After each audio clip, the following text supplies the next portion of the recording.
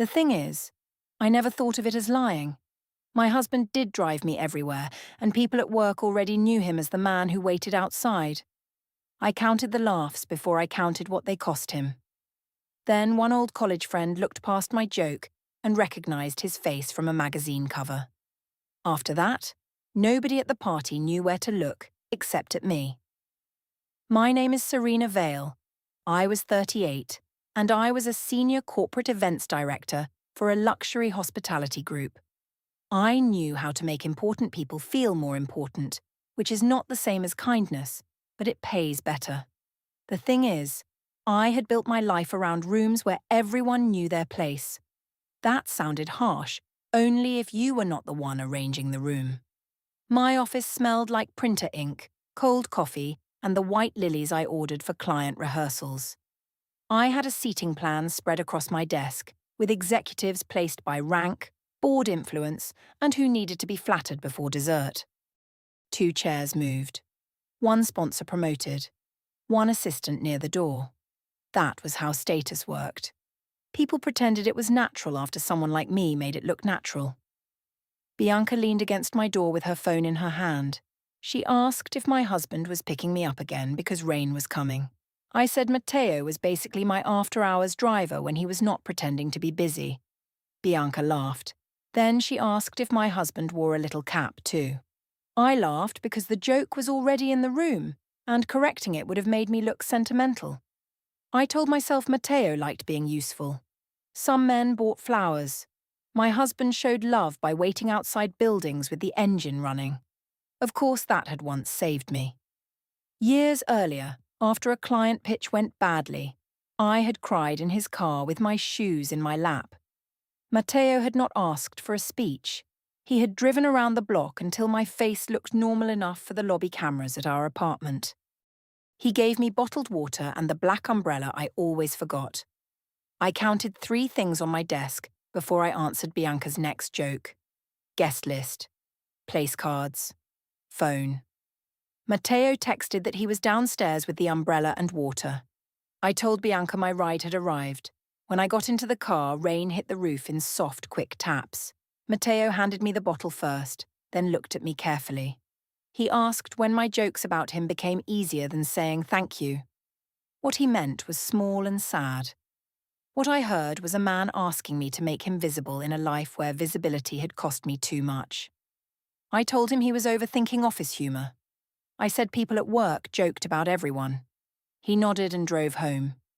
Later, Bianca used the phrase driver husband in the office kitchen, and I did not correct her. The office kitchen was narrow, bright, and impossible to make private.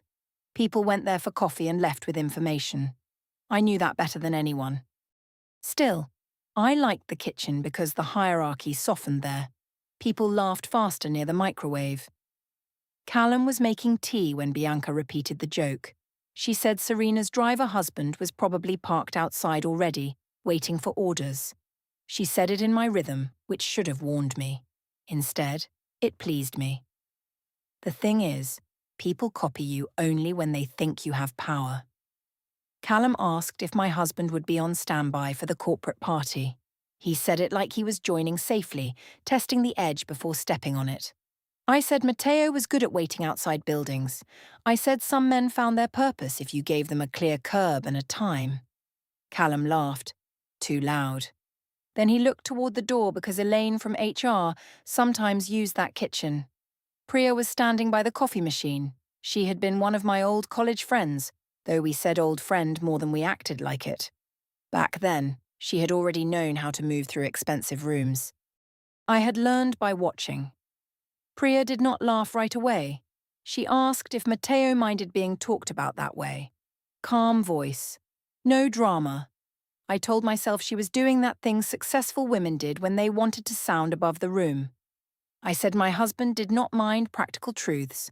I said he drove me because he liked taking care of details, and I had too many real responsibilities to make every small thing romantic. Bianca smiled at that. Callum stared into his mug. Priya said care and status were not the same thing. What she meant was plain. What I heard was an old college girl reminding me of the service corridor. My mother had worked in a hotel near our university. One parents' weekend, a girl from my seminar asked her for towels.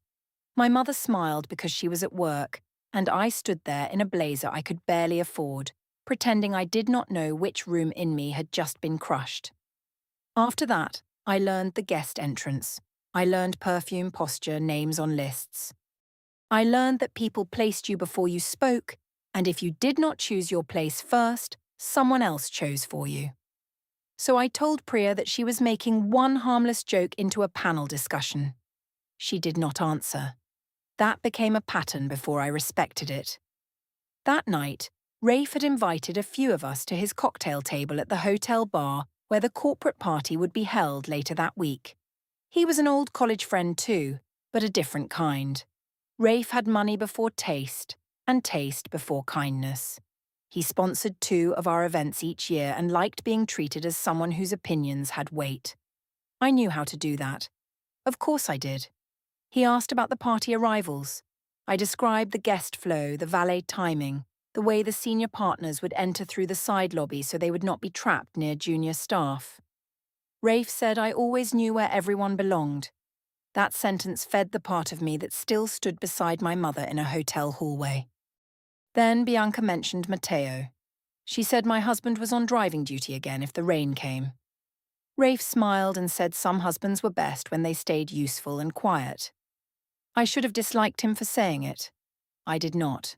His approval still carried the smell of old college rooms where I had once been allowed in but never held. I counted 2 smiles before I added mine. Bianca's. Rafe's.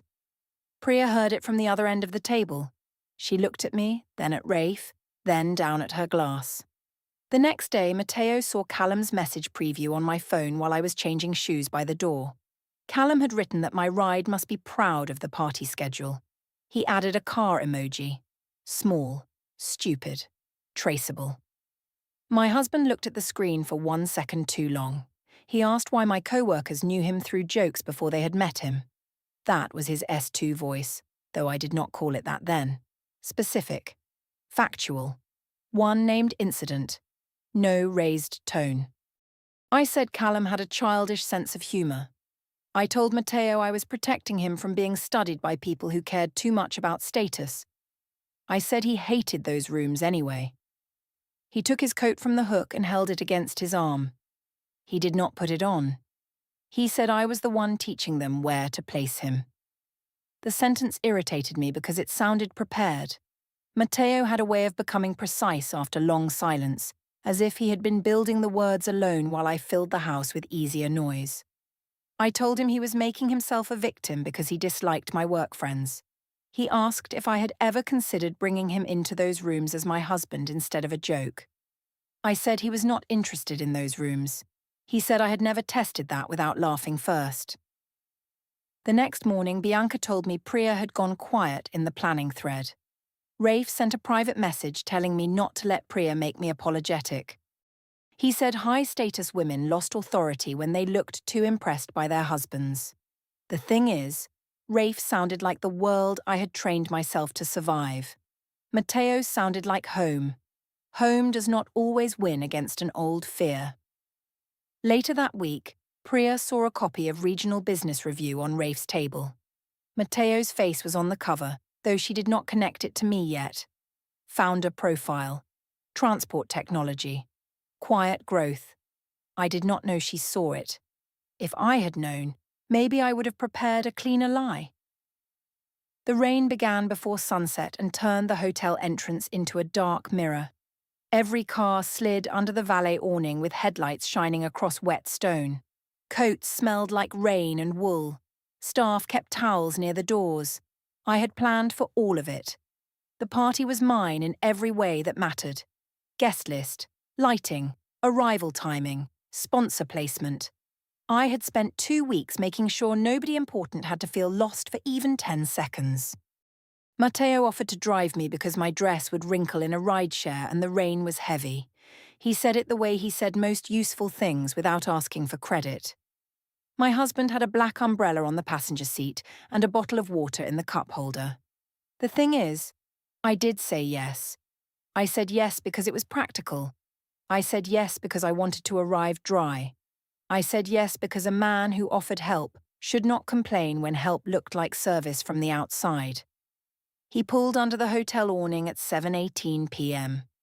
I remember the time because arrivals were scheduled in 12-minute blocks. He parked close to the curb, stepped out first, and opened my door with the umbrella already above me. For 1 second, the scene was almost tender. His sleeve darkened in the rain while my hair stayed smooth.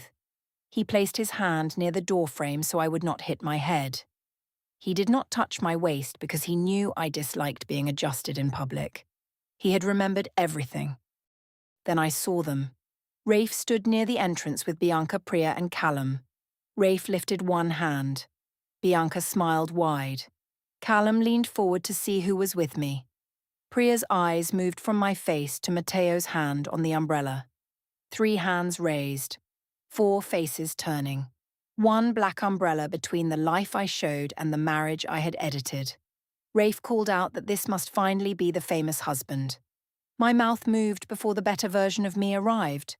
I laughed and said there was no grand husband reveal. I said I had already told them what my husband was like. I said he was a loser at the social stuff but useful where it counted. Matteo's hand stayed above me. That should have stopped me. It did not. Callum laughed first. That laugh gave me cover, and I used it. Bianca made a small sound too, but it faded halfway. Rafe smiled like he had been handed a private joke in public. I said yes, this was technically my husband, but tonight he was basically my personal driver. I said service was where he fit best, and at least he knew how to keep me dry. The rain hit the umbrella in quick little snaps. Matteo did not lower it. That was the part people remembered later. Not my dress. Not the joke. His arm staying steady while I made him smaller under it. Priya did not laugh. She stared at Matteo's face with her head slightly tilted. She asked where she had seen him before. I said probably outside a parking garage, because he spent enough time near cars. Rafe smiled again, then stopped when Priya took out her phone. She searched something. Her thumb moved fast. Then she turned the screen toward Rafe first, not me. That was how I knew she had found something that changed the direction of the room. She said she had seen Matteo on the cover of Regional Business Review. She said he was the founder of Veil Motion Systems. She said their company had just expanded into municipal contracts. The hotel entrance went quiet in layers. Callum stopped laughing. Bianca looked at me for permission to keep smiling and found nothing safe. Rafe's face tightened, not from shame but calculation. Valet staff kept moving around us because paid people know how to ignore rich discomfort. I looked at Matteo. Not my husband then. Matteo. He closed the umbrella slowly and handed it to me. My fingers touched the wet handle. His coat sleeve had rain spots from shoulder to wrist. He did not correct anyone. He did not tell them about the magazine. He did not tell them I knew. He only stepped around me and walked into the hotel without placing his hand on my back. That was the first public place he removed himself from my story. I followed because the party was mine, and parties do not pause because your marriage has become visible under bad lighting. Inside the lobby, people kept looking at him. Priya showed the cover to one of the sponsors. Callum whispered to another operations manager. Bianca stayed close to me but did not touch my arm. Rafe moved toward the bar. The magazine image spread faster than any correction I could make. Matteo in a navy suit, clean background, founder profile, not flashy, not trying. That made it worse. He looked like a man who did not need the room to approve him. I told myself he had hidden it to embarrass me. I told myself a husband who kept that kind of feature private had no right to be offended when I filled the blank space with jokes. I told myself many things in those first 10 minutes. By the coat check corridor, Matteo waited for me. He asked why I chose the cruelest version when silence was available. Quiet debrief. No raised voice. No public scene. Just the question. What he meant was that I had seen the edge and stepped over it. What I heard was a man using his surprise importance to judge me. I told him the magazine thing made everyone awkward, not the joke. I said he could have told me that people knew him from business covers now. He asked if I needed him to be impressive before I treated him like a person. There was a wet mark on his sleeve. I looked at that instead of his face. I said he was enjoying this. He said no, then went back into the ballroom. By the time I reached the main room, 3 people had already seen Priya's phone. 5, maybe. I counted until counting stopped helping. The black umbrella stayed in my hand like a prop from a scene I had written badly. Matteo drove home in silence. The windshield wipers moved in a steady rhythm, clearing the rain just long enough for the road to appear and vanish again. I sat with the black umbrella across my lap because the back seat was full of garment bags from the event. The thing is, silence can be rude too. That was what I told myself as he took the longer route to avoid flooded streets. My husband had always known small routes, better exits, quieter turns, places to stop when my shoes hurt. I said the party had become awkward because of Priya and the magazine, not because of me. I said people hated being surprised by information that should have been shared. Matteo kept both hands on the wheel. He said I had humiliated him before anyone recognized him. I said he had hidden his success and let me look stupid. He said I did not need his success to treat him like a person. That line had no decoration. It was hard to fight because it was not trying to win. I told him he was making one joke into a marriage trial. He said it was not one joke. It was the office kitchen, the cocktail table, the driver comments, the way I let strangers know him through contempt before they knew his name. Naming the pattern. Accumulation. Not one incident. He pulled into our building garage and turned the engine off. The rain sounded farther away underground. I waited for him to soften because he usually softened in private. Useful men did that. Helpful men made peace before sleep. Matteo took the umbrella from my lap, walked around the car, and opened my door. I hated that he still did it. Upstairs, he placed the wet black umbrella by the entry door. He removed his coat, hung it, and walked to the bedroom without kissing my cheek. I stood near the door with my heels in one hand, 2 shoes, 1 umbrella. No apology. The next morning, the laundry room smelled like damp fabric and lavender detergent. I went in because I could not find my pale heels, the ones I had worn to the party. Matteo was kneeling on a towel with the shoes in front of him. He had stuffed paper inside them so they would keep their shape. He was drying the straps with a cloth, careful not to damage the leather. My coat hung on the rack beside him. Not wrinkled, not thrown, saved. The door inside me opened a little. He was not acting like staff. Not there. Not with nobody watching. He was caring for me in the quiet way he had always cared. He was protecting the things I needed to look like myself. The shoes, the coat, the umbrella.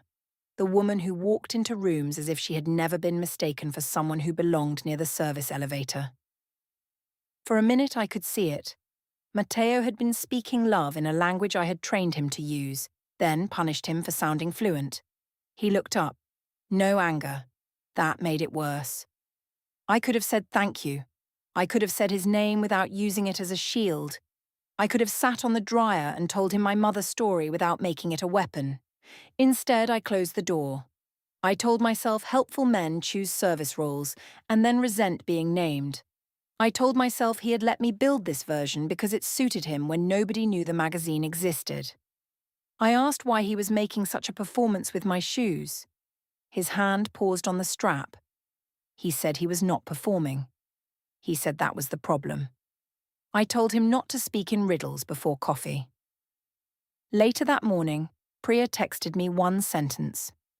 She said the joke was not funny after seeing who Matteo was, and maybe it had not been funny before either. I put the phone face down. Bianca sent that it got complicated. Nothing else. No joke.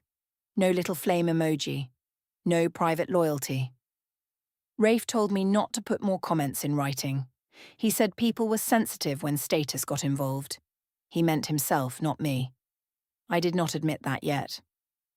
By lunch, Matteo was at the dining table with his laptop open. I walked past and saw folders on the screen. Party story, office messages, magazine cover, Valet entrance. The tagged post from Callum had a blurry image of Matteo, holding the umbrella over me. My mouth was open mid-sentence. Rafe was smiling. Bianca's face was half-turned. Priya looked serious. Matteo saved it. I said he was collecting evidence like I had committed a crime. He said he was keeping records because my version kept changing. What he meant was that he no longer trusted my memory. What I heard was that he had become arrogant with one magazine cover and a room full of witnesses. I told him he was being dramatic.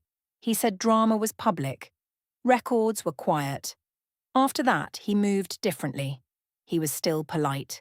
He still answered direct questions. But he stopped reaching for the small tasks before I asked. No water bottle by my bag. No spare flats placed near the door.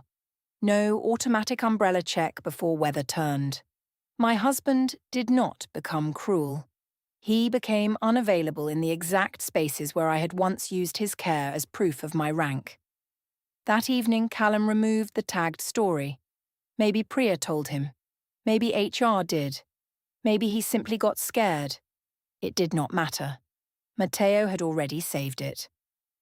2 days after the party, the company group chat moved from schedule changes to careful gossip. That was how people did it when they wanted to discuss you without looking hungry. They asked whether anyone had the final guest arrival photos. They asked whether the sponsor list needed correction. Then someone mentioned Priya's magazine find. I sat in my office with the door half closed. The lilies from the event had begun to brown at the edges. My screen showed 37 unread messages. I counted them twice before opening the thread. Callum wrote that the entrance moment had been uncomfortable. Someone else asked if Matteo was actually the Veil Motion founder. Priya answered that he was, and that people should leave it alone. The thing is, leave it alone sounded like pity. I could survive anger.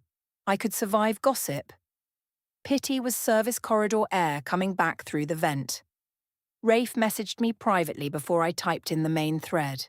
He said not to write anything else about Matteo. He said people were taking it out of context. He said spoken jokes disappeared but written jokes stayed. That was not concern. That was a man removing fingerprints. Bianca was online. Her little green dot sat beside her name. I sent her screenshots and asked how to make everyone normal again. She read them. She did not reply. 1 minute. 4. 9. That was Bianca's absence. Small on the screen, large in the room. I went back to the group chat. I told myself if people were going to talk, I had to define the story before they defined me. I wrote that everyone was overreacting to a marriage joke. I wrote that magazine cover or not, my husband still drove me because he knew what he was useful for. Then I sent it. The message sat there. No laughing reactions, no quick support, no Bianca, no Rafe. Priya replied that this was not a joke she wanted her name near. That sentence turned the room colder, even though I was alone. Callum stopped typing. Someone removed a party photo from the shared album. My assistant asked through email, not chat, whether I still wanted the revised guest list. Matteo called once. I let it ring until the last second, then answered because not answering would have made me look afraid in my own head. He asked if I had posted in the company chat. I said people were making our marriage into office gossip.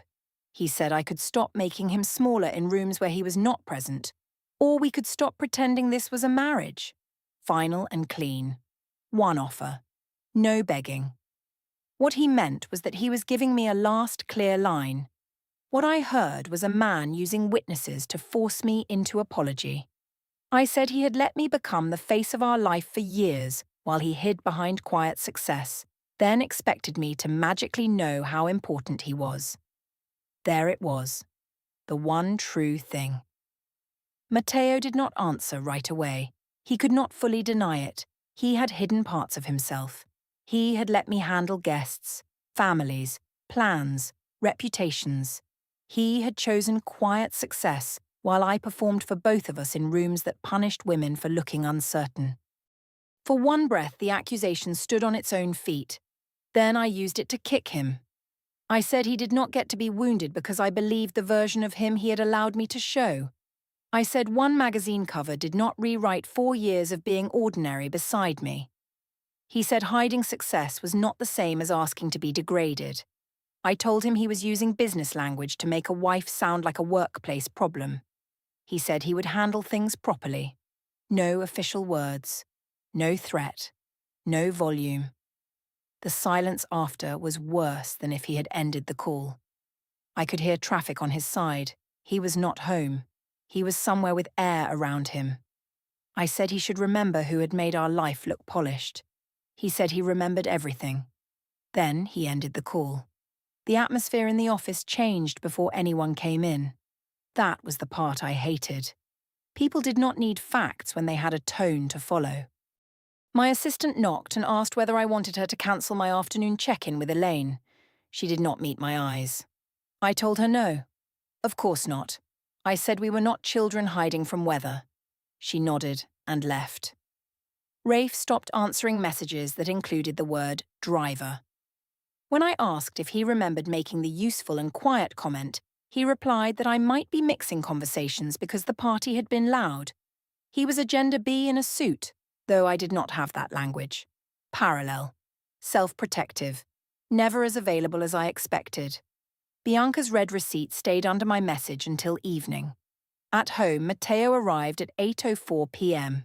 He carried a folder under one arm and the black umbrella in his hand. It had not rained that day. That detail should have made me ask a different question. He placed the umbrella on the entry table. Then he removed his wedding ring and set it beside the wet weather tray, exactly where he used to leave my spare flats. No speech. I asked if that was supposed to scare me. He said no. He said fear had not helped either of us. I told him he was being theatrical. I said if he wanted to leave, he should stop arranging props and say it like a man. He looked at the ring, then at me. He said he had said enough for years in ways I had found useful but not worth respecting. That was too close to the laundry room, too close to the towel on my heels, too close to the car rides and water bottles and umbrellas. I stepped around it.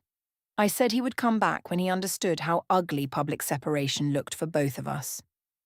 He picked up the black umbrella, not the ring. He walked out with the umbrella under his arm, and the hallway door closed without being slammed. That was the hook, if I had been watching my own life like one of my events. Their silence was louder than any speech. Matteo's, Bianca's, Rafe's.